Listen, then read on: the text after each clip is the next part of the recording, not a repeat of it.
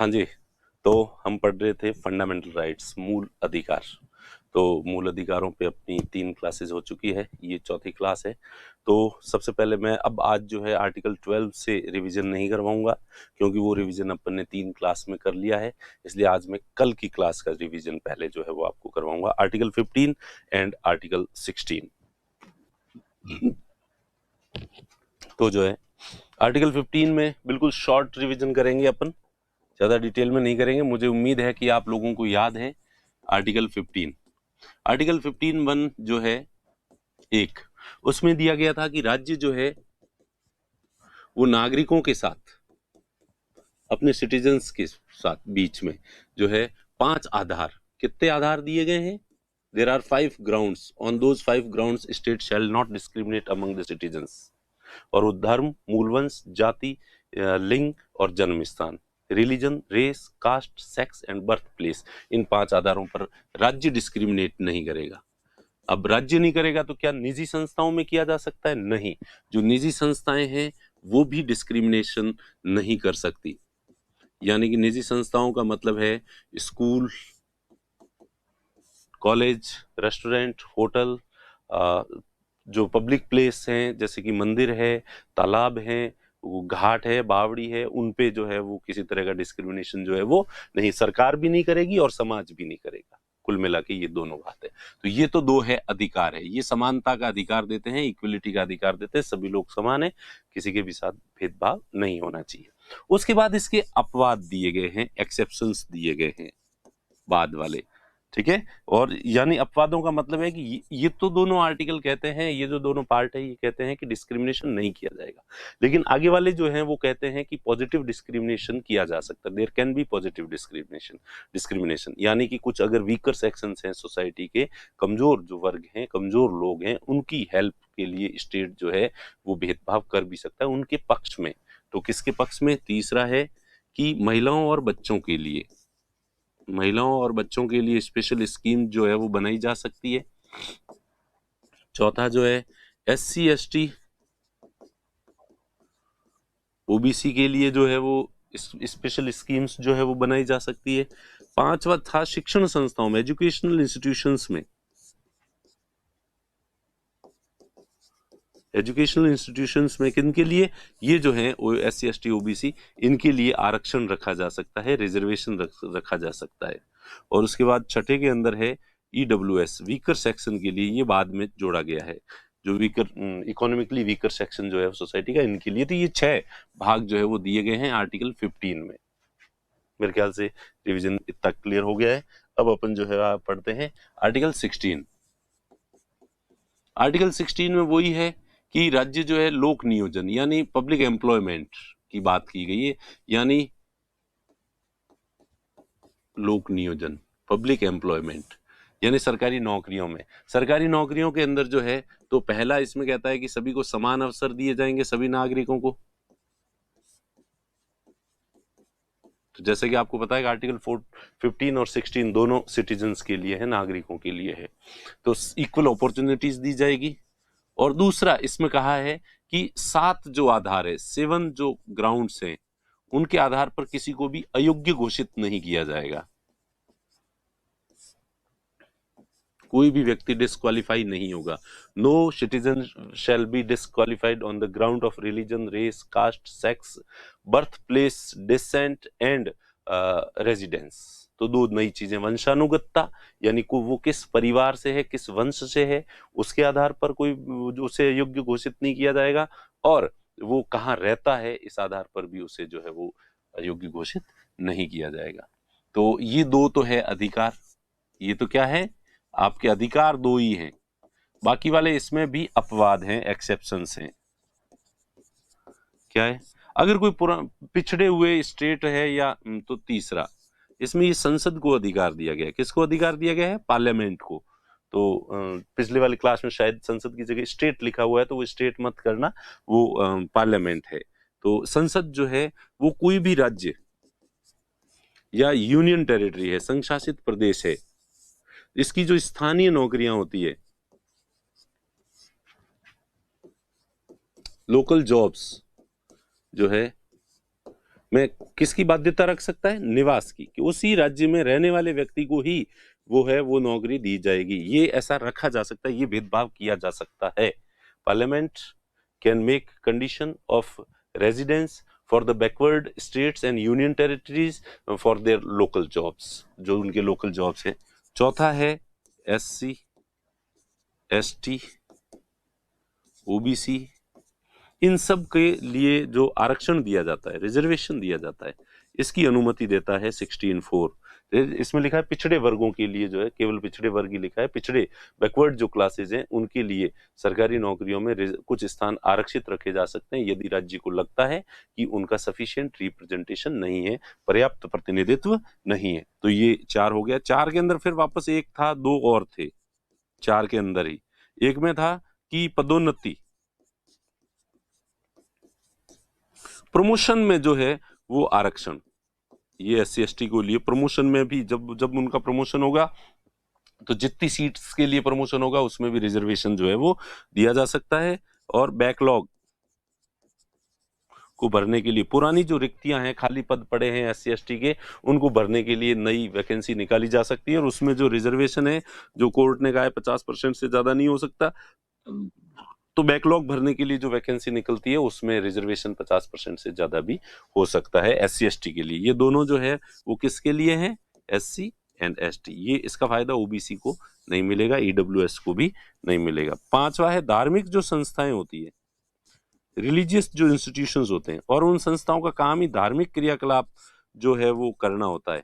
तो इसके जो पद हैं वो इसी धर्म के, हिंदू धर्म की संस्था है तो उसमें हिंदू धर्म के लिए ही रिजर्व रखे जा सकते हैं। और अगला है EWS। EWS के लिए आरक्षण, रिजर्वेशन जो है ये रखा गया है।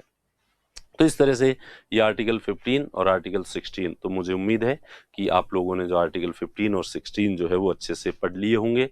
और अब अपन जो है उसके बाद आर्टिकल 17 पढ़ा था, अनुच्छेद 17 जो है वो पढ़ा था, जिसमें अबोलिशन ऑफ अनटचेबिलिटी, अस्पृश्यता का निवारण, और उसके बारे में ये भी देखा था कि ये एक पूर्ण अधिकार है, यानी कि कंप्लीट राइट है, यानी किसी भी तरह की जो है अनटचेबिलिटी को स्वीकार नहीं किया जा सकता। और ये जो अधिकार है आर्टिकल 17 का जो अनुच्छेद जो 17 है,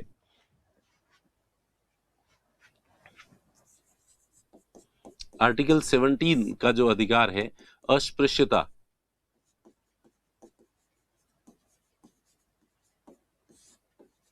का उन्मूलन, अनटचेबिलिटी को समाप्त करना। तो सबसे पहली बात तो ये है कि ये जो अधिकार है ये एक पूर्ण अधिकार है, कंप्लीट राइट है। पूर्ण अधिकार का मतलब क्या है? इसमें कोई अपवाद नहीं है, देयर इज नो एक्सेप्शन, अपवाद नहीं होगा कि ऐसी स्थिति में, उसमें तो कहा ना कि भेद पहले वाले में था, सभी में अपन ने देखा 14, 15, 16 सब में एक्सेप्शंस थे कि विशेष स्थिति में डिस्क्रिमिनेशन किया भी जा सकता है। लेकिन ये कहता है कैसी भी विशेष स्थिति हो उसमें किसी भी स्तर पर जो है वो भेदभाव नहीं किया जा सकता।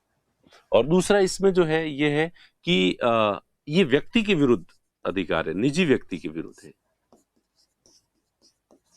निजी व्यक्ति के विरुद्ध, प्राइवेट इंडिविजुअल के अगेंस्ट ये अधिकार दिया गया। एक समाज का कोई व्यक्ति जो है वो भेदभाव नहीं करेगा, अस्पृश्यता नहीं करेगा।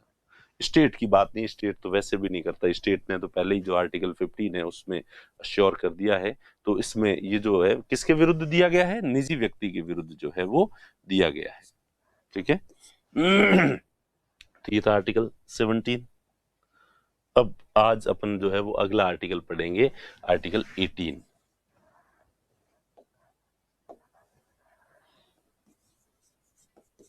आर्टिकल 18, अबोलिशन ऑफ टाइटल्स, उपाधियों का अंत जो है। उपाधियों से तात्पर्य है कि पहले हमारे यहाँ पे कई राज्यों के अंदर जो है वो राजतंत्रात्मक शासन व्यवस्था थी, प्रिंसली स्टेट्स के अंदर जो है वो मोनार्की सिस्टम था। और ब्रिटेन में भी हमने देखा कि डेमोक्रेटिक मोनार्की सिस्टम है, लोकतांत्रिक राजतंत्र है। वहाँ लोकतंत्र तो है लेकिन वहाँ अब भी राजतंत्र है, वहाँ की क्वीन है। तो वहाँ पे जो है राज्यसभा में तो सदस्यता ही पहले केवल जो वहाँ के नोबल्स होते थे, जो वहाँ के सामंत होते थे, जमींदार होते थे, लॉर्ड्स जिन्हें कहा जाता है, तो हाउस ऑफ लॉर्ड्स की तो मेंबरशिप ही उन्हें ही दी जाती थी। और इसके साथ ही वहाँ नाइट की उपाधि जो है वो सर की जो उपाधि दी जाती है, या ब्रिटिश सरकार जो है राय बहादुर की उपाधि जो है वो भारतीयों को देते थे, नाइट राय बहादुर इस तरह की। तो ये जो उपाधियां दी जाती है, और परंपरागत रूप से जो राजतंत्र में होता है, राजा महाराजा ठाकुर इस तरह की जो ट्रेडिशनली जो जातीय व्यवस्था की सुप्रीमेसी को दर्शाता है या राजतंत्रात्मक विशेषताओं को दर्शाता है। तो चूंकि भारत अब एक रिपब्लिक है, गणराज्य है, अतः इसमें इस तरह की कोई टाइटल जो है वो नहीं देगा, राज्य किसी तरह का टाइटल नहीं देगा। एक बात ध्यान रखना, यहाँ पे ये कहा गया है कि state shall not provide any title except the education and military। सेना के लिए या शिक्षा के क्षेत्र में उपाधि दी जा सकती है, इसके अलावा कोई उपाधि राज्य नहीं देगा। अब राज्य नहीं देगा, अब कई लोग हैं जो अपने आप को राजा महाराजा या ठाकुर लगाते हैं, तो अपने घर में आप भले लगाओ, आपको कोई नहीं रोक सकता। आपके भी घर में कहते होंगे, पिताजी कईयों को कहते हैं मेरा राजा बेटा, मेरी प्रिंसेस बेटी को प्रिंसेस कहते हैं, बेटे को राजा बेटा कहते हैं, तो आप कह सकते हो, पापा की परी कह सकते हो, जो ही कहना है घर में, आपको जो कहना है वो कहो, ठीक है। जो जिसको जो कहना है, समाज में जिसको जो कहना है वो कहो, लेकिन ऑफिशियली किसी को भी ये टाइटल नहीं दिया जाएगा, और गवर्नमेंट इस तरह के किसी भी टाइटल को मान्यता नहीं देगी। अगर घर वालों ने दे दिया किसी को टाइटल, या समाज के 10 लोगों ने किसी को टाइटल दे दिया, और उसके बाद जो है वो उम्मीद करे कि गवर्नमेंट के डॉक्यूमेंट में भी उसी टाइटल का प्रयोग किया जाए, तो नहीं, स्टेट किसी को इसी तरह के टाइटल को जो है वो अप्रूव नहीं करेगा। आपको घर में या अपने लेवल पे जो करना है करवाओ, भले राज तिलक करवाओ, भले कुछ ही करवाओ। बड़े औद्योगिक घराने होते हैं, वो भी अपने उत्तराधिकारी को घोषित करते हैं, तो वैसे आप भी अपने उत्तराधिकारी को घोषित करो, कोई दिक्कत नहीं है उसमें। लेकिन सरकार किसी को भी अपनी तरफ से जो है ये चीज नहीं देगी। और कई बार ये संसद में मामला उठता भी है कि संसद के अंदर सांसद जब बोलते हैं, तो जैसे अपने राजस्थान से थे भंवर जितेंद्र, तो भंवर जितेंद्र सिंह जो है, तो भंवर एक उपाधि होती है इसलिए कई लोगों ने जो है इसका विरोध किया कि ये कंवर भंवर ये क्या होता है, इसलिए ये नहीं यूज किया जाना चाहिए। इसी तरह से इससे पहले कांग्रेस के नेता थे कुंवर नटवर सिंह, तो उसमें भी कुंवर जो है वो भी टाइटल है, तो लोग उसका भी विरोध करते थे। और वसुंधरा राजे को तो सभी लोग जो है वो महारानी महारानी ही कहते हैं, ठीक है। तो इन चीजों का जो है वो कई बार विरोध भी हुआ, लेकिन उसके बाद इसका जवाब यही मिला कि ऑफिशियली जो है इनको कोई टाइटल नहीं दिया गया है। कुंवर नटवर सिंह और भंवर जितेंद्र, इन्होंने तो इस टाइटल को अपने नाम में ही लिखवा रखा है, इनके जो डॉक्यूमेंट्स है उनमें ही इनका यही नाम है। तो इस वजह से जो है ये तो इनका नाम हो गया, इनका टाइटल है ही नहीं, ये तो इनका नाम है। तो खैर ये इसका अपने एग्जाम से कोई लेना देना नहीं है, और ये इतनी कोई सीरियस बात भी नहीं। यहाँ पर कुल मिला के ये थोड़ा कंसेप्ट क्लियर हो जाए, इसलिए ये चीजें जो है, तो मीडिया है वो कहती है महारानी वसुंधरा को महारानी कहती है, तो महारानी महाराजा ये क्या है, टाइटल है। तो अब मीडिया है वो अपने लेवल पे कह सकता है, कोई ऑफिशियल डॉक्यूमेंट कोई है उसमें महारानी शब्द का प्रयोग जो है वो नहीं किया जाएगा। और विपक्ष के लोग कटाक्ष करते हुए जो है वो वसुंधरा राजे जी को जो है वो महारानी कह देते हैं, सदन के अंदर कहते हैं, विधानसभा की कार्रवाई में। तो उस समय फिर उससे हटवाया जाता है कार्रवाई से, कि इसको कार्रवाई से हटाओ, ये शब्द जो है यहाँ यूज नहीं किए जा सकते, ये हमारे कॉन्स्टिट्यूशन के अकॉर्डिंग जो है वो नहीं है। तो ये खैर सामान्य बातें हैं, इनका एग्जाम से कोई लेना देना नहीं है। तो टाइटल सरकार जो है वो किसी तरह का टाइटल, राज्य किसी तरह का टाइटल नहीं देगा। तो 18(1) जो है वो इसमें है कि राज्य स्पेशली मेंशन किया गया, कौन नहीं देगा, राज्य नहीं देगा। State shall not provide any title except military and educational distinction. तो राज्य जो है वो उपाधि नहीं देगा, क्या नहीं देगा, टाइटल नहीं देगा किसी भी व्यक्ति को। लेकिन 2 तरह के टाइटल ये दे सकता है, सेना से रिलेटेड और शिक्षा से रिलेटेड, एजुकेशन से। सेना और शिक्षा, मिलिट्री एंड एजुकेशन से रिलेटेड टाइटल्स दिए जा सकते हैं। मिलिट्री के टाइटल्स परमवीर चक्र, अशोक चक्र, शौर्य चक्र, तो ये जो दिए जाते हैं ये मिलिट्री टाइटल्स हैं। अब ब्रिगेडियर, जनरल, मेजर जनरल ये टाइटल्स नहीं है, ये डेजिग्नेशन है, ये पद का नाम, ठीक है। इसी तरह से IAS, RS ये सर्विस की एक क्लास है। डिस्ट्रिक्ट मजिस्ट्रेट तो ये टाइटल नहीं है, बल्कि ये एक डेजिग्नेशन है, एक पद है। ठीक है, तो ये पद का नाम आप थोड़ा अलग माने। कई बार आप लोग जो है इनको पद के नाम को ही टाइटल मान लेते हो, तो ये पोस्ट है, डेजिग्नेशन है, ये टाइटल्स नहीं है। टाइटल्स है महावीर चक्र, शौर्य चक्र, परमवीर चक्र, तो वो जो है वो सैनिक जो है। इसी तरह से शिक्षा में आपको दी जाती है bachelor of arts, bachelor of science, BA, BSc, MA, master of arts, master of science, master of commerce.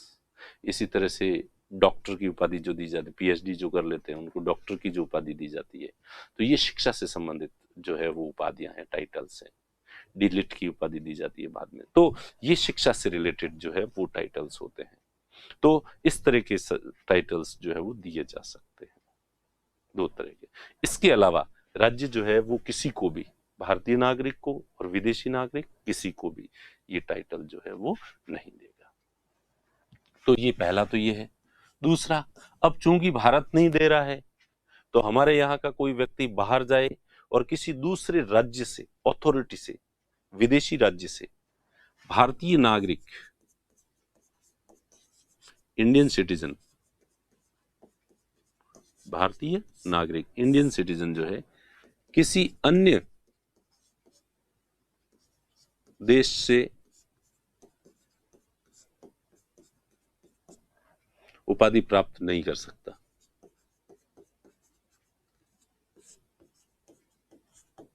Indian citizen can't receive any title from any foreign country. किसी विदेशी राज्य से भारत का नागरिक कोई ऑफिशियल जो टाइटल होता है वो प्राप्त नहीं कर सकता।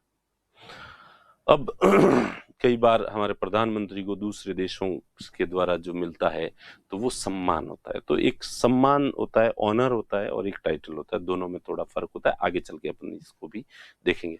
तो पहला तो है कि हमारे जो सरकार है वो किसी को भी टाइटल नहीं देगी, उपाधि नहीं देगी। उसके बाद जो है हमारा जो भारतीय नागरिक है वो किसी अन्य देश से भी कोई टाइटल प्राप्त नहीं कर सकता। तीसरा है विदेशी नागरिक, फॉरेन सिटीजन,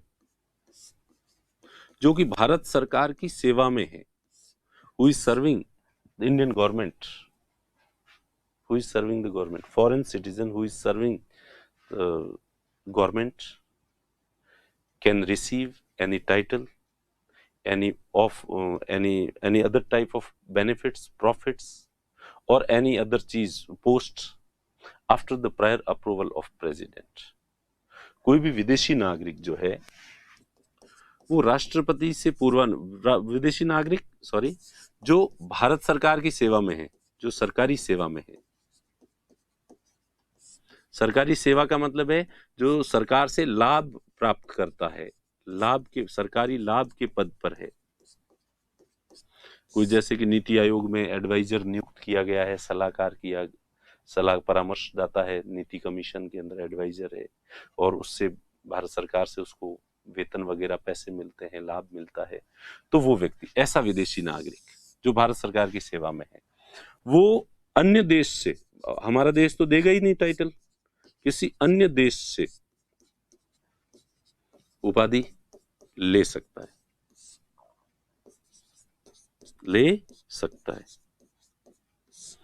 लेकिन उसे क्या करना पड़ेगा? इस उपाधि को लेने के लिए राष्ट्रपति से पूर्वानुमति,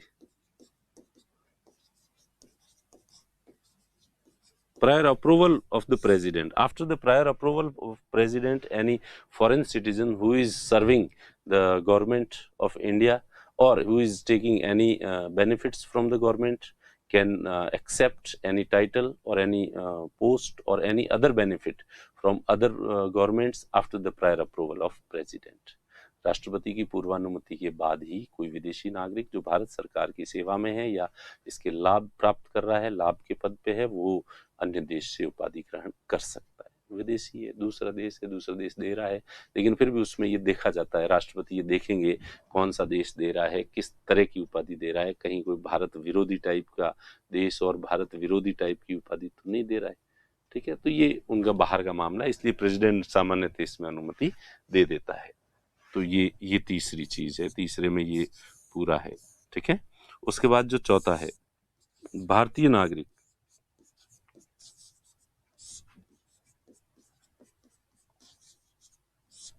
या कोई विदेशी हो, वैसे तो विदेशी वाला पहले में आ ही गया, तो भारतीय नागरिक जो सरकारी सेवा में है, आप लोग जैसे नौकरी में लग जाओगे, भारतीय नागरिक जो सरकारी सेवा में है, आप जैसे आरएस बन जाओगे, आईएएस बन जाओगे, और उसके बाद फ्रांस जो है लीजियो d'honneur जो अगर आपको देता है, तो आप जो है आपको राष्ट्रपति से पूर्व अनुमति लेनी पड़ेगी। भारत का नागरिक जो सरकारी सेवा में है और उसे कोई अन्य देश कोई सम्मान देता है, उपाधि प्राप्त नहीं कर सकते आप। उपाधि तो ये सेकंड में कर दिया, भारतीय नागरिक किसी देश से उपाधि ग्रहण नहीं कर सकते, लेकिन चौथे में टाइटल टर्म का यूज नहीं किया गया है। चौथे में टाइटल की जगह जो है वो ऑनर टर्म का यूज किया गया है। ऑनर यानी जो है वो ऑफिस या कोई परिलब्धि, कोई बेनिफिट जो है वो आपको दिया जाता है। किसी भी सरकारी नौकरी वाले को विदेश से कोई भी सम्मान, कोई भी पद या कोई भी लाभ उसको प्राप्त होता है किसी दूसरे देश की सरकार से, तो उसे राष्ट्रपति से पूर्वानुमति लेनी पड़ेगी। तो इन दोनों में राष्ट्रपति की पूर्वानुमति है। ये विदेशी नागरिक है जो दूसरे देश से टाइटल ले रहा है, तो राष्ट्रपति की पूर्वानुमति की जरूरत है। और ये भारत के नागरिक हैं जो दूसरे देश से टाइटल नहीं, सम्मान अगर प्राप्त कर रहा है तो वो परमिशन ले सकता है। तो इस तरह से ये था आपके आर्टिकल 14। तो एक बार वापस जो है वो देख लेते हैं आर्टिकल 14 को। Abolition of titles. Abolition of titles में ये कि राज्य शिक्षा व सेना के अतिरिक्त कोई भी उपाधि प्रदान नहीं करेगा। The state shall not confer any title except for a military और एकेडमिक डिस्टिंक्शन। मिलिट्री और एकेडमिक डिस्टिंक्शन के अतिरिक्त स्टेट जो है वो किसी भी तरह का टाइटल नहीं देगा। ये पहला वाला था। दूसरा वाला है, भारतीय नागरिक किसी अन्य देश से उपाधि प्राप्त नहीं कर सकता। Indian citizen can not obtain any title from any foreign state. Foreign state से जो है वो इंडियन सिटीजन कोई भी टाइटल प्राप्त नहीं कर सकता। तो यहाँ पे भी टाइटल की बात है, यहाँ पे भी टाइटल की बात है। उसके बाद है आर्टिकल 18(3). विदेशी नागरिक जो भारत सरकार की सेवा में है वह राष्ट्रपति की अनुमति के बिना किसी अन्य देश से उपाधि नहीं ले सकता, राष्ट्रपति की परमिशन से ले सकता है। A foreign national who is in the service of government of India can not accept any title from any foreign state without the consent of the president. Without the consent of president, foreign national cannot obtain any title from any other country. ठीक है, तो मेरे ख्याल से सरकारी सेवा में नियुक्त भारतीय नागरिक राष्ट्रपति की अनुमति के बिना किसी अन्य देश से सम्मान, परिलब्धि व पद प्राप्त नहीं कर सकता। An Indian citizen appointed to state service, government service, state government हो या सेंट्रल गवर्नमेंट हो, कोई सा भी हो, can not accept any present, emolument और office from any foreign state without the consent of the president. President की consent के बिना कोई भी प्रेजेंट, ऑनर या इमोलूमेंट और ऑफिस कुछ भी जो है वो स्वीकार नहीं कर सकता। तो इस तरह से ये आर्टिकल 18 के ये 4 जो भाग हैं, तो मेरे ख्याल से ये क्लियर हो गया होगा आपका। पहले में है कि सेना व शिक्षा के अलावा राज्य कोई उपाधि नहीं देगा। दूसरे में भारत का नागरिक विदेश से भी उपाधि प्राप्त नहीं कर सकता। तीसरा, विदेशी नागरिक जो सरकार की सेवा में है वो राष्ट्रपति से परमिशन लेके विदेश से कोई भी टाइटल या सम्मान प्राप्त कर सकता है। और जो सरकारी नौकरी में भारतीय नागरिक है वो विदेश से सम्मान वगैरह कुछ भी प्राप्त करना है तो प्रेसिडेंट की प्रायर अप्रूवल आवश्यक है। उसके बाद है, अब जो है कुछ लोग अब एक हमारे यहाँ पे जो दिए जाते हैं भारत रत्न, पद्मश्री, पद्म भूषण, पद्म विभूषण, ये दिए जाते हैं। 1954 में ये शुरू किए गए थे। हालांकि बीच में जनता पार्टी की सरकार आई थी, 1977 से 1980 के बीच जनता पार्टी की सरकार ने इन्हें रोक दिया था। लेकिन 1980 में जब कांग्रेस की सरकार आई तो उन्होंने इसे वापस शुरू कर दिया था। तो कई खुरापाती हैं वो कोर्ट में पहुंच गए और कोर्ट को कहा कि साहब आर्टिकल 18 तो कहता है कि भारत राज्य जो है वो किसी तरह का टाइटल प्रोवाइड नहीं करेगा किसी भी नागरिक को, या विदेशी नागरिक किसी को भी कोई टाइटल नहीं देगा, जबकि सरकार तो दे रही है टाइटल भारत रत्न। और लोग बड़े चाव से अपने नाम के आगे लगाते हैं भारत रत्न सचिन तेंदुलकर, भारत रत्न लता मंगेशकर। तो कोर्ट में पहुंचा मामला और कोर्ट ने फिर जो है वो जो जजमेंट दिया उसमें कहा कि भारत रत्न, पद्मश्री, पद्म विभूषण, पद्म भूषण ये जो है ये टाइटल्स नहीं है, ये ऑनर्स है, ये उपाधियां नहीं है, बल्कि ये सम्मान है और इनसे जो समानता का अधिकार है वो प्रभावित नहीं होता है। चूंकि कुछ लोग देश और समाज के लिए विशिष्ट योगदान देते हैं, कंट्रीब्यूट करते हैं, तो इसलिए इन्हें सम्मानित किया जाना चाहिए। तो उन्हें सम्मानित करने का ये एक तरीका है, इसलिए ये ऑनर्स है, सम्मान है, विशेष सम्मान है, स्पेशल ऑनर्स है। इसलिए ये इन्हें जो है वो टाइटल, उपाधियां नहीं माना जा सकता। और कोर्ट ने क्लियर किया कि देखो ऐसी खुरापात मत करो। उपाधियों का मतलब तुम्हें भी पता है उपाधि क्या होती है। उपाधि होती है जो वंशानुगत उपाधियां जो प्रयोग में ली जाती थी, राजा महाराजा जैसी जो उपाधियां। तो इस आर्टिकल 18 का उद्देश्य इस तरह की जो हेरिडिटरी जो टाइटल्स होते थे उनको अबोलिश करना है, न कि गवर्नमेंट के द्वारा स्पेशल कंट्रीब्यूट करने वालों लोगों को जो ऑनर दिया जाता है उसे समाप्त करना नहीं है। फिर भी कोर्ट ने ये कहा कि जिनको भी ये ऑनर मिलता है वो प्लीज ध्यान रखें कि ये ऑनर है, इसे संभाल के रखें, इसको नाम के आगे या पीछे यूज उपाधि की तरह से यूज में नहीं लिया जाना चाहिए। These honours should not be used as a title, suffix and prefix of their name. अपने नाम के आगे या पीछे उपाधि की तरह इसका प्रयोग नहीं किया जाना चाहिए। और अगर किया करता है कोई व्यक्ति बार बार इसके इस तरह से प्रयोग, तो उसका टाइटल जो है, ये उसका जो सम्मान है, ये वापस भी लिया जा सकता है। अब हालांकि व्यक्ति खुद तो नहीं करता, लेकिन जो है वो जिसको भी ये प्राइज मिलता है, मीडिया वाले उसके नाम के आगे लगाते हैं भारत रत्न लता मंगेशकर, भारत रत्न सचिन तेंदुलकर, मीडिया वाले ये नाम ये लगाते हैं। प्लस कहीं चीफ गेस्ट होते हैं तो वो कार्यक्रम वाले भी उद्घोषणा करते हैं, पर खुद व्यक्ति नहीं कर रहा है, बस खुद नहीं करना है, तब दूसरे वालों को लगाने से आप रोक नहीं सकते। तो इस तरह से जो है ये आप देखिए बालाजी राघवन केस था, 1996 का था, जो उच्चतम न्यायालय ने निर्णय दिया कि भारत रत्न, पद्म विभूषण, पद्म भूषण आदि जो उपाधियां नहीं है वरन ये सम्मान है, अतः ये समानता के सिद्धांत के प्रतिकूल नहीं है। In this, the Supreme Court ruled that Bharat Ratna, Padma Vibhushan, Padma Bhushan, etc. do not amount to title, but these are honors.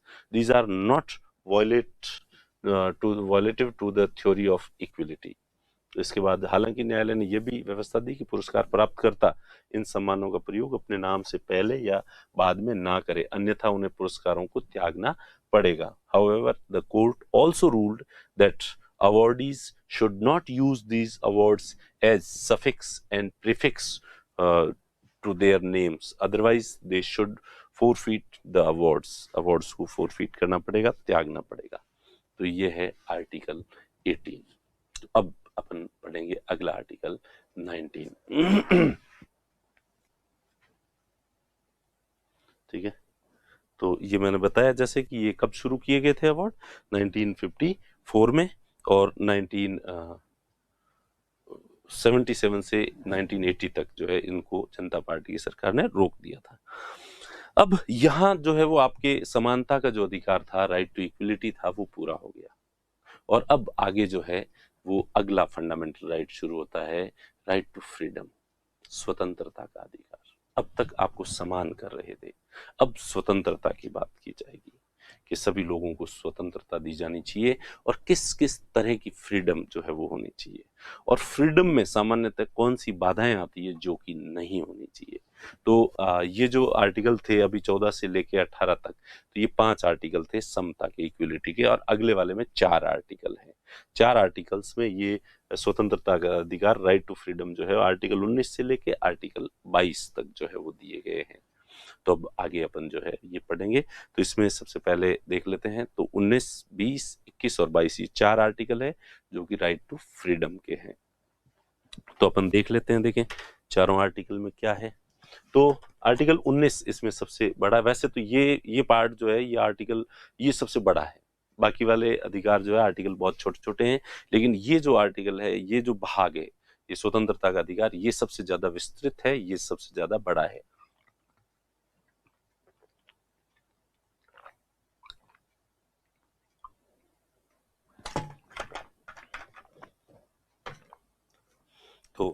देंगे आर्टिकल 19। तो वो मैं थोड़ा मेरे हिसाब से पहले समझा देता हूँ आपको, क्योंकि बोर्ड पे लिखने में मुझे थोड़ा ज़्यादा ठीक महसूस जो है वो होता है, उसे पढ़ाने में थोड़ी तारतम्य जो है वो अच्छा बनता है, और मेरे ख्याल से आपका भी कंसंट्रेशन जो है वो ज़्यादा ठीक रहता है स्लाइड्स की बजाय। तो अपन देखते हैं आर्टिकल 19। आर्टिकल 19(1) जो है वो पहले दिया गया है, और 19(1) में वापस 19(1) का ए, उसके बाद बी, उसके बाद सी, उसके बाद डी, उसके बाद ई, और उसके बाद एफ। ठीक है, तो और जी तक जो है ये अधिकार दिए गए हैं। तो टोटल 7 जो तरह की स्वतंत्रताएं जो है वो दी गई है, और सारी स्वतंत्रताएं 19(1) में दी गई है। किसमें दी गई है? 19(1) में। तो 19(1) ए में दी गई है freedom of speech and expression. Speech यानी बोलना, और एक्सप्रेस करना यानी अपने को अभिव्यक्त करना। वाक व अभिव्यक्ति, वाक व अभिव्यक्ति, speech and expression. Speech and expression, बोलना और एक्सप्रेस करना। बोलने का मतलब तो सीधा सीधा जैसे मैं बोल रहा हूं वैसे है, और अभिव्यक्ति का मतलब, अभिव्यक्ति के अब कई रूप हो सकते हैं। कोई व्यक्ति अपने विचार बोल के अभिव्यक्त करता है, कोई व्यक्ति अपने अधिकार संगीत के माध्यम, अपने जो विचार हैं वो संगीत के माध्यम से अभिव्यक्त करता है, कोई व्यक्ति अपने विचार पेंटिंग्स के माध्यम से अभिव्यक्त करता है, कोई व्यक्ति अपने विचार मूवीज के माध्यम, सिनेमा के माध्यम से एक्सप्रेस करता है, कोई व्यक्ति आर्किटेक्ट है, मूर्तियों के माध्यम से जो है अपने विचारों को अभिव्यक्त करता है। तो अभिव्यक्ति के कई सारे माध्यम हो सकते हैं। मूवीज हो सकती है, पेंटिंग हो सकती है, स्कल्पचर हो सकता है, म्यूजिक हो सकता है, लिटरेचर हो सकता है। तो ये सारे अभिव्यक्ति के माध्यम हैं।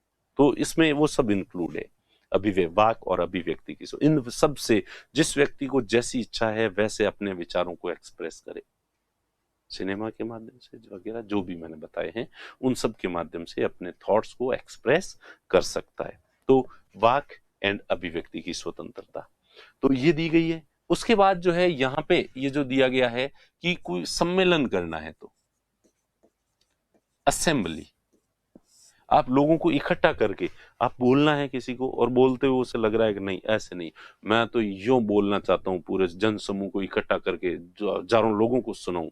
तो सुनो, अगर सुनने वाले हैं तो सुनाओ। तो सम्मेलन बुला सकता है, लेकिन सम्मेलन में कंडीशंस हैं। शांतिपूर्ण होना चाहिए, और बिना शस्त्र के।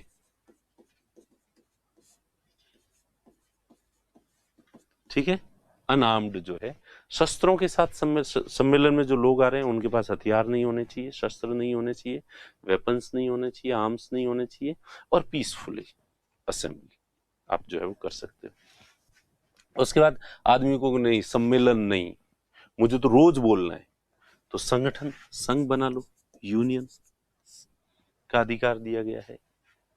आप कोचिंग शुरू कर दो, और कोचिंग में फिर रोजाना बोलो लोगों को इकट्ठा करके। ठीक है, और उससे भी आदमी को लगता है कि नहीं मेरे तो अब भी जी नहीं भरा, तो घूम घूम के विचरण करके, यहाँ गए वहां गए, आज जोधपुर गए, उदयपुर गए, कोटा गए, वहां सब जगह कोचिंग की शाखाएं खोल दो घूम घूम के। और जब घूमते घूमते थक जाओगे तो तुम क्या करोगे? आवास करोगे, किसी एक स्थान पर रहने की बात। तो रेजिडेंस, आप कुल मिला के ये कहता है जो डी है ये विचरण, मूवमेंट। मूवमेंट आप इंडियन टेरिटरी जितनी भी है उसमें कहीं पर भी जहां चाहो वहां मूवमेंट कर सकते हो, घूम फिर सकते हो। पूरे भारत के राज्य क्षेत्र के अंदर जो है वो घूमने का अधिकार देता है। उसके बाद रेजिडेंस, आप भारत में ऐसी कोई पाबंदी नहीं है कि आप राजस्थान के रहने वाले हैं तो मध्य प्रदेश में जाके प्लॉट खरीद के मकान बना के नहीं रह सकते। भारत का जो नागरिक है वो देश के किसी भी हिस्से में जाकर जहां रहना चाहे, जहां उसे पसंद हो वहां वो रह सकता है। तो रेजिडेंस का, पूरे भारत में आपको रेजिडेंस का की अनुमति है। फिर एक संपत्ति था, राइट टू प्रॉपर्टी, इसे समाप्त कर दिया गया है किसके द्वारा? 44th कॉन्स्टिट्यूशन आवर, राइट फिर है आजीविका, लाइवलीहुड। आप हर व्यक्ति को अपना पेट पालने के लिए, पापी पेट का सवाल है, इसे पालने के लिए जो है जो भी रोजगार उसे करना है वो कर सकता है। तो रोजगार का उसे अधिकार है, लाइवलीहुड का अधिकार है, जो भी पैसा, जो भी काम वो करना चाहे वो कर सकता है। तो कुल मिला के पहले तो 7 तरह की स्वतः, आर्टिकल 19 में कितने तरह की जो फ्रीडम दी गई है? 7 तरह की दी गई थी, लेकिन एक हट समाप्त कर दी गई है। किससे? 44वें संविधान संशोधन से। 44 से जब आर्टिकल 31 जो है जो राइट टू प्रॉपर्टी हटाया, तो उसके साथ ही ये भी हटा दिया था। तो 44वें संशोधन से इसे समाप्त कर दिया गया। अब 1, 2, 3, 4, 5 और 6 तरह की जो फ्रीडम रही है। तो ये 6 तरह की फ्रीडम दी गई है। तो मैं उम्मीद करता हूं कि पहले आप ये 6 तरह की फ्रीडम जो है वो याद कर लोगे, पॉज करके, और 6 तरह की फ्रीडम को याद कर लो। उसके बाद अपन आगे बढ़े। उसके बाद अब अपन देखें कि इन सबको एक्सप्लेन करूंगा मैं। कई सारे प्रश्न हैं जो आपके दिमाग में आ रहे हैं और वो मुझ तक पहुंच भी रहे हैं, और इसलिए मैं अब इनको एक्सप्लेन कर रहा हूं। आपके शुरू में पढ़ाते समय कई बार आपके प्रश्न आते हैं, तो आप निश्चिंत रहें। मैं अंतर्यामी हूं और मुझे पता चलता है कि किस स्टूडेंट के दिमाग में कौन सा प्रश्न आया है, और इसलिए आप बस उस प्रश्न को कहीं लिख लीजिए रजिस्टर के आखिरी पन्ने पे, और आपको लगेगा कि जब चैप्टर कब कंप्लीट होगा तब आपको आपके प्रश्न का जवाब मिल चुका होगा, क्योंकि वो मुझ तक पहुंच गया। तो अब जो वाक और अभिव्यक्ति की स्वतंत्रता है, इसमें सुप्रीम कोर्ट ने इसको एक्सप्लेन, हमें जैसा कि पता है कि इंडियन जो कॉन्स्टिट्यूशन है इसकी इंटरप्रिटेशन करने का अधिकार जो है सुप्रीम कोर्ट के पास है। भारतीय संविधान में की व्याख्या करने का अधिकार उच्चतम न्यायालय के पास है। इंडियन कॉन्स्टिट्यूशन में लिखी किस बात का क्या मतलब होगा, यह मतलब निकालने का अधिकार केवल सुप्रीम कोर्ट के पास है, आपके और मेरे पास नहीं है। तो इसलिए Supreme Court time to time जो है इसकी इंटरप्रिटेशन करता रहता है, और कि वाक और अभिव्यक्ति का क्या मतलब है, इसमें कौन कौन सी जो है अभिव्यक्तियां आती है, तो ये सुप्रीम कोर्ट ने समय समय पे एक्सप्लेन किया है। तो इसके तहत जो है वो प्रेस की स्वतंत्रता, फ्रीडम ऑफ प्रेस, इसी में आता है। कोर्ट ने कहा कि फ्रीडम ऑफ प्रेस जो है वो इसी में आता है, ठीक है। कमर्शियल विज्ञापन करना, कोई भी किसी की भी कोई फर्म है और अपनी फर्म का विज्ञापन करना चाहता है तो वो विज्ञापन कर सकता है। तो freedom of commercial advertisement, freedom of commercial advertisement. इसी तरह से चुप रहने का अधिकार,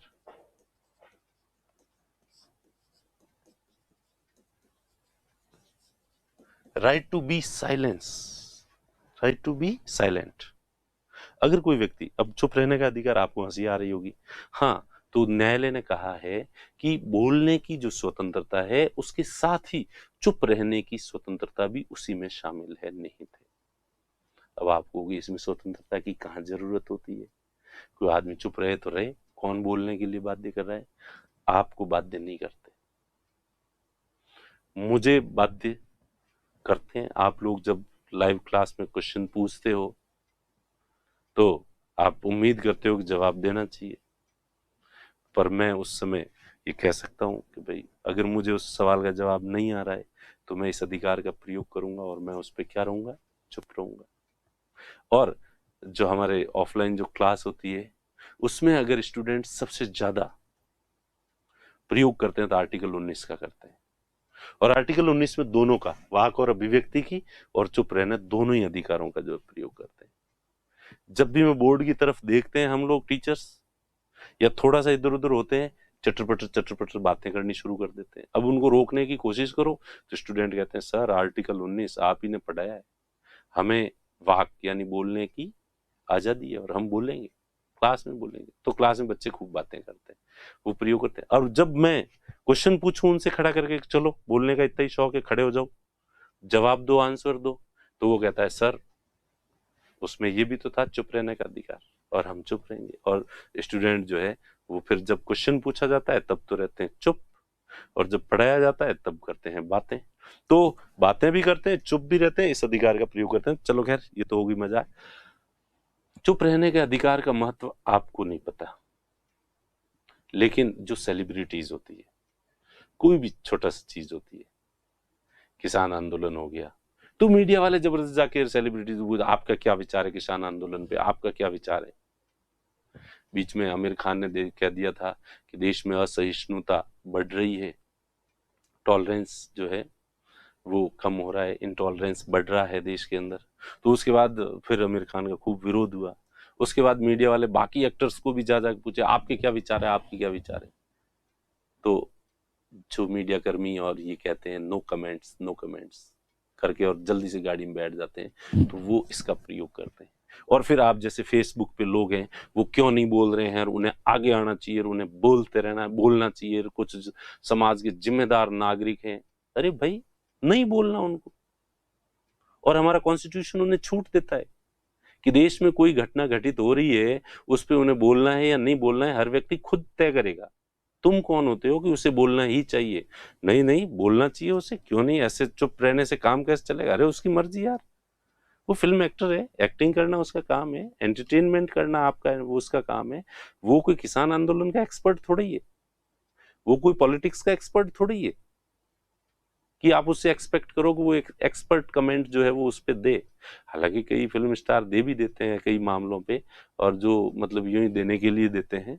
तो प्लीज, अगर कोई चुप रहता है तो उसे चुप रहने का अधिकार है, और जरूरी नहीं है कि वो हर बात पे आप उस मीडिया वाले और आप उन पे प्रेशर क्रिएट करो और कि आपको कुछ तो बोलना ही पड़ेगा और वो बोले। तो सुप्रीम कोर्ट ने कहा कि नहीं, हर व्यक्ति को किसी भी मुद्दे पर अपने विचार अभिव्यक्त करने का भी अधिकार है, और अगर वो अपने विचारों को अभिव्यक्त नहीं करना चाहता तो उसे चुप रहने का भी उतना ही अधिकार है।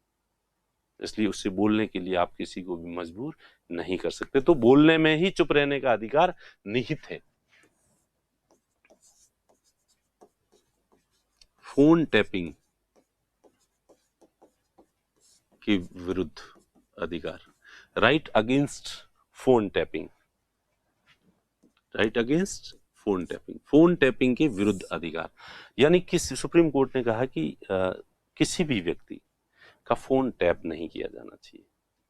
और जैसे किसी को, आपको ही पता चल जाएगा आपका फोन टैप हो रहा है और लोग उसको सुन रहे हैं, तो क्या आप प्यार भरी बातें कर सकते हैं? नहीं कर सकते। तो इसका मतलब, अगर किसी व्यक्ति का, कोर्ट ने कहा, मैं नहीं कह रहा हूं सर, कोर्ट ने कहा कि अगर फोन टैप होगा तो व्यक्ति अपने प्रियजनों को अपने वास्तविक दिल के अधिकार अभिव्यक्त नहीं कर पाएगा, और इस वजह से उसकी जो वाक और अभिव्यक्ति की जो स्वतंत्रता है वो सीमित हो जाएगी। तो इसलिए किसी भी व्यक्ति का फोन टैप नहीं होना चाहिए, ऐसा कोर्ट ने कहा है।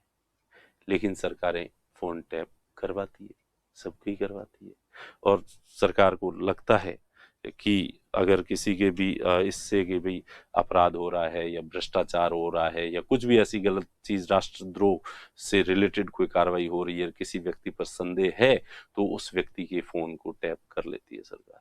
तो हालांकि सुप्रीम कोर्ट का तो ये फैसला है कि वो स्पष्ट आधार होना चाहिए, अगर किसी का फोन टैप होना चाहिए तो स्पष्ट आधार होना चाहिए, और इसकी कोई भी सामान्य अधिकारी जो है फोन टैप नहीं कर सकता। फोन टैप की परमिशन ली जानी चाहिए, और उसकी भी एक प्रॉपर प्रोसीजर है जिसका फॉलो जो है वो किया जाना चाहिए, और एक न्यूनतम लेवल का अधिकारी ही तय करेगा कि किसी का फोन टैप किया जाना चाहिए या नहीं किया जाना चाहिए। तो इस तरह से फोन टैपिंग के विरुद्ध, क्योंकि फोन टैप होगा तो लोग जो है वो जो उनकी वास्तविक विचार है, भाव है, उनको अभिव्यक्त नहीं कर पाएगा व्यक्ति। फिर है सरकारी जो योजनाएं होती है या कार्य होते हैं, सरकारी कार्य लिख देता हूं, सरकारी कार्यों की सूचना प्राप्त करना, to get, right to get information about the government works, government activities, सरकार क्या काम कर रही है, क्या नहीं कर रही है, उनके बारे में जानकारी प्राप्त करने का व्यक्ति को पूरा अधिकार है। और इसके बाद धरना, प्रदर्शन, ठीक है, विरोध, इन सब का भी अधिकार है, ठीक है। डेमोन्स्ट्रेशन का, अपोज करने का किसी चीज का, ये जो है प्रदर्शन करने का अधिकार है, इसी में इंक्लूड है अभिव्यक्ति। आप अगर किसी चीज से नाराज हो, असंतुष्ट हो, तो आप जो है उसका धरना प्रदर्शन कर सकते हो। लेकिन कोर्ट ने स्पेशली कहा कि हड़ताल जो है वो इसका हिस्सा नहीं है। हड़ताल करना फंडामेंटल राइट के अंतर्गत नहीं आता, हड़ताल करना, हड़ताल स्ट्राइक करते हो ना, स्ट्राइक नहीं कर सकते। अब डॉक्टर स्ट्राइक करते तो पेशेंट मर जाएगा, इसलिए स्ट्राइक करना आपका फंडामेंटल राइट नहीं है। इसलिए सर कई बार डॉक्टर्स हड़ताल करते हैं तो सरकार जबरन डॉक्टर्स को पकड़ पकड़ के जो है ड्यूटी पे बैठाती है, उनको जेल में डाल देती है। अभी तो कुछ साल पहले आंदोलन हुआ था राजस्थान में, डॉक्टर्स ने की डिमांड थी, कई सारी डिमांड थी, उनमें उनकी सबसे प्रमुख डिमांड यही थी कि ये आरएस जो होते हैं ये हमारे ऊपर क्यों हैं, ये इन हमारा इंस्पेक्शन क्यों करते हैं, ये हमारे सुपरवाइजर जो है वो हमारे क्यों हैं। क्योंकि आप जब जिस उपखंड में लगे होंगे तो अब एक तो एसडीएम लगता है 22-23 साल का, 24 साल का लड़का, और वहीं 50 साल का एक डॉक्टर है, तो एसडीएम साहब सुबह सुबह जाएंगे और चेक करेंगे हॉस्पिटल को कि डॉक्टर टाइम पे आया या नहीं आया, और नहीं आया तो उसके विरुद्ध जो है एक्शन लेंगे, उसको नोटिस देंगे। तो डॉक्टर्स को ये मंजूर नहीं है। और फिर वो कहते हैं कि फिर हमारे जो शिक्षा विभाग, चिकित्सा विभाग है, चिकित्सा विभाग में भी ऊपर के जो अधिकारी हैं वो आरएस को लगा दे, सीनियर आरएस को लगा देते हैं। अरे भाई, उनको तो चिकित्सा का नॉलेज भी नहीं है, फिर वो हमारे सुपीरियर सीनियर कैसे हो सकते हैं। तो आप स्पेशल अगर आप बनते हो अधिकारी तो स्पेशल, यही तो प्रशासनिक सेवा की यही तो बात है। बाकी में एक फील्ड के एक्सपर्ट होते हैं और सबके बीच में जो है तालमेल बैठाना, समन्वय बैठाना और सबको कंट्रोल करना, तो जरूरी नहीं है कि उसको हर चीज का एक्सपर्ट ही हो। यूं तो प्रधानमंत्री है, वो डॉक्टर्स को चेक कर, डॉक्टर्स के बारे में पॉलिसी बना ही नहीं सकते, क्योंकि प्रधानमंत्री तो डॉक्टर एमबीबीएस नहीं की हुई उसने तो। पर वो नेता हो गए, एडमिनिस्ट्रेटर्स हो गए, ये सामान्य होते हैं, जनरल होते हैं, और इनको हर फील्ड के ऊपर निरीक्षण का अधिकार होता है। तो इसलिए खैर आपसे ये क्वेश्चन भी पूछा जाएगा कि विशेषज्ञता को प्रोत्साहन दिया जाना चाहिए या सामान्यता को, जनरल को या एक्सपर्ट्स को। तो ऑब्वियस बात है, आज एज ए एडमिनिस्ट्रेटिव ऑफिसर जो है एक्सपर्टिज्म की बजाय जो है वो एक सामान्यकरण को महत्व जो है वो दिया जाता है। एडमिनिस्ट्रेशन तभी चलेगा, प्रशासन तभी चलेगा। चलिए, तो हड़ताल की बात थी, यहाँ पे हड़ताल नहीं कर सकते, हड़ताल फंडामेंटल राइट्स नहीं है। और भी हैं जो पर इन्हीं से रिलेटेड ही हैं, दूसरी जो बातें हैं इसमें जो सुप्रीम कोर्ट ने कही है कि कोई राजनीतिक दल या कोई बंद का आह्वान करता है तो आपको उसका विरोध करने का अधिकार है, और जो टेलीकास्ट होता है तो इस पे सरकार की मोनोपोली नहीं रह सकती, निजी जो है वो न्यूज चैनल भी टेलीकास्ट कर सकते हैं, और इसी तरह से न्यूज़पेपर्स के ऊपर प्री सेंसरशिप जो है वो नहीं हो सकती। तो वो इसी में आ जाती है, मीडिया के अंदर प्रेस की स्वतंत्रता में दो चीजें आ जाती है, और धरना प्रदर्शन विरोध के साथ ही जो है बंद का विरोध करने का जो आ जाता है। तो ये सब जो है ये कॉन्स्टिट्यूशन में लिखी हुई नहीं है, ये बातें जो है वो सुप्रीम कोर्ट ने वाक और अभिव्यक्ति, ये जो टर्म है, इसको जब एक्सप्लेन किया, इसकी इंटरप्रिटेशन दी, तो उस समय समय पर सुप्रीम कोर्ट ने उसका ये मतलब निकाले हैं। तो मेरे ख्याल से ये आपका क्लियर हो गया होगा, ये सारी बातें याद हो गई होगी। Speech and expression, freedom of speech and expression के तहत जो है, उसके बाद जो है वो दूसरी बात है सम्मेलन करना या शांतिपूर्ण सम्मेलन, और शस्त्र नहीं होने चाहिए। तो सम्मेलन कर सकते हो आप कैसा भी, कोई भी सम्मेलन करना है, आपकी जाति का सम्मेलन करना है, धर्म का सम्मेलन करना है, अपने एम्प्लॉइज का सम्मेलन करना है, पर्टिकुलर प्रोफेशन से रिलेटेड लोगों का सम्मेलन बुलाना है, तो कैसे भी लोगों का अगर सम्मेलन आपको बुलाना हो तो आप सम्मेलन जो है वो बुला सकते हैं, ठीक है। और उसके बाद संघ बनाना, यूनियन बनाना, ठीक है। संघ बनाना, संघ के अंतर्गत सभी चीजें हैं। संघ में कंपनी जो बनती है वो इसी आर्टिकल के तहत है। हालांकि सहकारी संस्था बनाई जा सकती है, एनजीओ बनाए जा सकते हैं, सामाजिक संगठन, सोशल ऑर्गेनाइजेशन, राजनीतिक दल, पॉलिटिकल पार्टीज, न्यास, ये चैरिटेबल न्यास ट्रस्ट वगैरह अगर स्थापित करने हो तो ये सारे जो संगठन बनाए जाते हैं, पॉलिटिकल पार्टी से लेकर, कंपनी से लेकर, निगम से लेकर, कोऑपरेटिव सोसाइटी से लेकर, एनजीओ नॉन गवर्नमेंट ऑफिस जो ऑर्गेनाइजेशन जो है वो लेकर, पॉलिटिकल पार्टी न्यास, सॉरी ये यहाँ पे ट्रस्ट, चैरिटेबल ट्रस्ट बनाना है, सोशल ऑर्गेनाइजेशन बनाना, कैसा भी संगठन बनाना है तो वो आप बना सकते हैं। तो ये आर्टिकल 19 का जो सी 19(1) का जो सी है, इसके तहत जो है ये आप कर सकते हैं, संगठन बना सकते हैं। तो मेरे ख्याल से ये संगठन हो गया। उसके बाद विचरण करना, मूवमेंट करना, तो आप कहीं पर भी घूम सकते हैं। अब यहाँ पे जो ये ना सम्मेलन करना, तो सम्मेलन वाले में थोड़ा सा ध्यान रखना है कि हालांकि सरकार आपको जो है धारा 144 और धारा 141 के तहत 4 या 5 लोगों से ज्यादा को एकत्रित होने से रोक भी सकती है सरकार, तो वो सरकार का अधिकार है, जनसाधारण के हित में आपको रोका जा सकता है। तो उसके बाद आ गया विचरण। विचरण करना है आपको, मूवमेंट करना है, तो भारत की जो टेरिटरी है उसमें कहीं पर भी आप जो है वो विचरण कर सकते हैं, मूवमेंट कर सकते हैं। रेजिडेंस, जैसा कि मैंने कहा, भारत में कहीं पर भी अगर आपको रहना है तो आप जो है वो अपना रेजिडेंस उसे बना सकते हैं, वहां पे रह सकते हैं। संपत्ति का जो अधिकार था इसे हटा दिया गया है। लाइवलीहुड, लाइवलीहुड जो है आजीविका, कोई भी व्यक्ति जो है कोई काम करना चाहता है तो वो कर सकता है, अपना जीवन यापन करने के लिए, अपना और अपने परिवार का भरण पोषण करने के लिए, to fulfill the basic amenities of himself and his family, a person can adopt any livelihood, किसी भी प्रकार का व्यवसाय कर सकता है। लेकिन अब इसमें यह है कि मैं बैठ जाऊं कि मैं लोगों का इलाज करूंगा, मैं कोर्ट के अंदर जाके कहूं कि मैं तो वकालत करूं, वकील का काम करूंगा, नहीं। कुछ कार्य करने के लिए कोई कुछ योग्यता निर्धारित की जा सकती है। अगर गवर्नमेंट योग्यता निर्धारित करेगी तो उस योग्यता से जो है क्वालिफिकेशन निर्धारित की जा सकती है कि अगर आपको लोगों का इलाज करना है, ट्रीटमेंट करना है, तो आपको जो है वो मिनिमम ये एमबीबीएस किया हुआ होना चाहिए, या जो आयुर्वेद या होम्योपैथी उसकी जो है डिग्री आपके पास होनी चाहिए।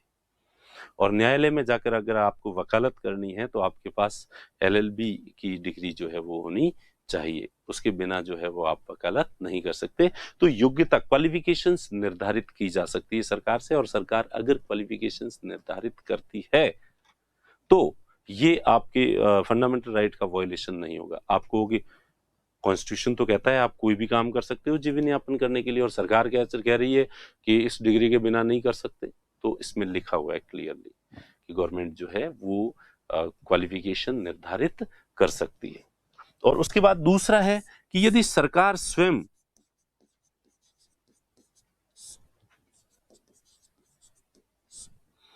कोई कार्य करती है, कोई कंपनी स्थापित करती है, ठीक है, कोई भी कमर्शियल वाणिज्यिक गतिविधियां करती है, व्यापारिक गतिविधियां करती है,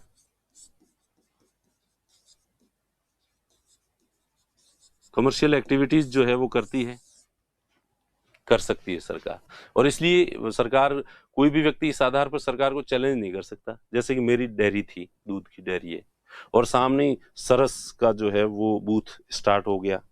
अब मैं कहूँ साहब मेरी जीवन यापन हो रहा था, और राज्य, ये जो आर्टिकल 19 है ना, it is given to only Indian citizens, and this right is given against the state, it is not given against the individual person, ठीक है।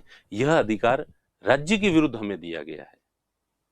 किसके विरुद्ध दिया गया? राज्य। जैसे आर्टिकल 17 में अपन ने पढ़ा था कि वो अधिकार जो है वो हमें निजी व्यक्ति के विरुद्ध दिया गया है, स्टेट के विरुद्ध नहीं दिया गया। तो ये कैसा, ये जो अधिकार है ये सरकार के विरुद्ध है, यानी सरकार हमें इन चीजों से वंचित नहीं करेगी। सरकार का ये कर्तव्य बनता है कि ये सारे अधिकार हमारे अश्योरेंस देना पड़ेगा सरकार को, सुनिश्चित करने का कि जिम्मेदारी सरकार की है। तो this right is given against state, it is not against individual. तो सरकार अब कोई काम शुरू कर देती, सामने सरस की सरकार ने दुकान लगा दी, दूध की डेयरी लगा दी, अब उससे मेरा दूध का ठप व्यापार धंधा जो है ठप हो गया, और मैं कोर्ट में जाऊं, साहब लाइवलीहुड मेरा अधिकार था, और गवर्नमेंट के इस काम की वजह से मेरा काम प्रभावित हो गया, तो सरकार की तो जिम्मेदारी थी कि मेरे काम को अच्छे से चलाए और मेरे काम की रक्षा करे, जबकि सरकार तो खुद ही मेरे काम को तबाह कर रही है। ये कह रहा है कि राज्य अपने स्तर पर कोई भी जो व्यावसायिक गतिविधियां कर सकती है, कोई भी काम करती है, कोई कंपनी, निकाय कुछ भी स्थापित करती है तो वो कर सकती है, इससे राज्य को नहीं रोका जाएगा। ठीक है, जैसे अब कपड़ा मिल है, तो आपकी कपड़ा मिल है और सरकार ने भी अपनी जो है वो एक टेक्सटाइल मिल स्थापित कर दी, इससे आपकी टेक्सटाइल मिल नहीं चली तो इसमें सरकार की कोई जिम्मेदारी नहीं। सरकार कहती है जिस तरह से दूसरे लोग स्थापित कर सकते हैं वैसे हम भी कर सकते हैं, आप तो चलाओ जैसे भी आप चला सकते हो। तो ये योग्यता निर्धारित की जा सकती है और सरकार खुद कोई काम करती है और उससे आपकी जो आजीविका प्रभावित होती है तो उसमें सरकार की जिम्मेदारी नहीं है। तो इस तरह से हमने आज जो है वो पढ़ा। अभी तक हमने केवल 19 का 1 जो पहला भाग है ये पढ़ा है।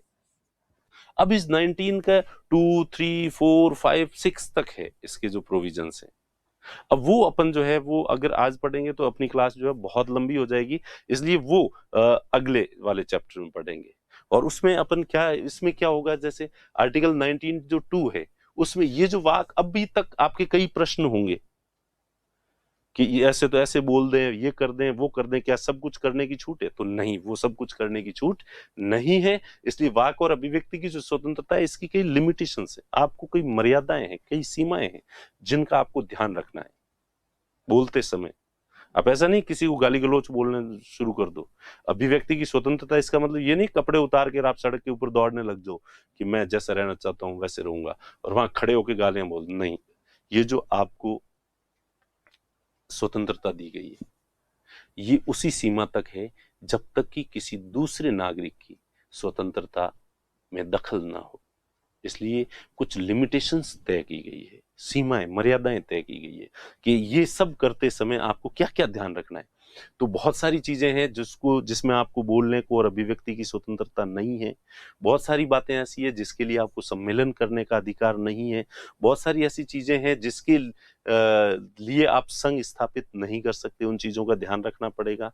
बहुत सारे क्षेत्र ऐसे हैं, बहुत सारी स्थितियां ऐसी होती है जिसमें आपको विचरण करने का अनुमति नहीं है, आवास करने की अनुमति नहीं है और सरकार आपको कहीं विचरण करने या आवास करने से रोक भी सकती है। तो किस आधार पर रोक सकती है? और कई काम ऐसे हैं जिसमें कि आपको आजीविका अर्जित करने में भी सरकार रोक सकती है। तो इन सब की लिमिटेशंस है, इन सब की सीमाएं हैं, इन सब की मर्यादाएं हैं। तो वो अपन नेक्स्ट क्लास में पढ़ेंगे। आर्टिकल 19 को कंटिन्यू रखेंगे नेक्स्ट क्लास में। ठीक है, तब तक के लिए थैंक यू। मुझे उम्मीद है कि आप लोगों को ये चीजें याद हो रही होगी। देखिए, इंटरेस्टिंग तो लगे या नहीं लगे मैं दावा नहीं कर सकता, लेकिन आपके लिए फ्रूटफुल जरूर है ये चीजें। एग्जाम पॉइंट ऑफ व्यू से यही बातें आपके लिए काम की है। ठीक है, तो मैं उम्मीद करूंगा कि इसी उत्साह के साथ जो है वो आप अगली क्लास भी अटेंड करेंगे और मैं उम्मीद करता हूं कि आपकी पॉलिटी के प्रति जिज्ञासा बढ़ती रहनी चाहिए। और अब आपको जानने का अधिकार है कि आपके अधिकार क्या हैं और कॉन्स्टिट्यूशन में वो किस तरह से दिए गए हैं। और जैसे जैसे नया नॉलेज आपको हो रहा है, आपका इसके प्रति इंटरेस्ट बढ़ रहा है, ऐसी उम्मीद जो है वो मैं करता हूँ। ठीक है, मैं तो बस ये उम्मीद ही कर सकता हूँ। बाकी जो कुछ भी करना है वो तो आप ही लोगों को करना है और जिंदगी आप ही की है। करोगे तो सुख आप ही पाओगे और नहीं करोगे तो आपके ही फोड़े हैं। जैसे मेरे पिताजी का फेवरेट डायलॉग था, वो कहते थे कि बेटा तुझे पढ़ाना हमारा कर्तव्य है इसलिए हम पढ़ा रहे हैं। पढ़ेगा तो सुख पाएगा तू और नहीं पढ़ेगा तो कर्म फूटे तेरे। ठीक है, तो वैसे कि वैसे अब मेरा भी डायलॉग आप लोगों के लिए ही है कि पढ़ोगे तो सुख पाओगे तुम और नहीं पढ़ोगे तो कर्म फूटे तुम्हारे। हमें तो तुमने फीस दे दी है। ठीक है, तो उम्मीद करता हूं कि आप लोग मन लगा के पढ़ोगे, क्योंकि इसके अलावा आपके पास कोई दूसरी चॉइस नहीं है। ठीक है, थैंक यू।